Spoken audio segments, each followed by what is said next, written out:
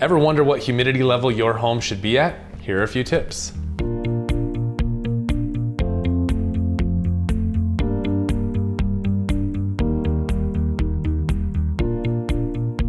I'm Brent with Western Heating, Air, and Plumbing, here to talk about humidifier levels.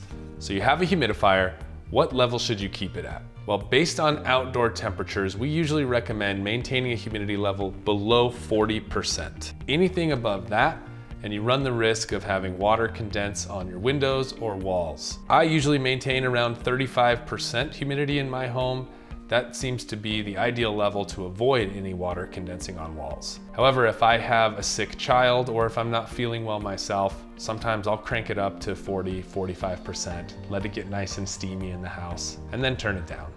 A humidifier like this one depends on your furnace in order to evaporate water into your air. So it can take a little time for your humidity to get to the desired humidity level. So your humidistat is really one of those set it and forget it kind of things. I usually set my humidifier to around 35% and then let it do its thing. It takes 2 to 3 days to get to the desired humidity level. Maintaining high humidity levels during the fall and spring or during warm weather days in the wintertime can be somewhat difficult. We usually recommend keeping windows and doors closed and limit indoor to outdoor activities. If you're interested in adding humidity to your home or having help with your current humidifier, please feel free to reach out to Western Heating, Air, and Plumbing.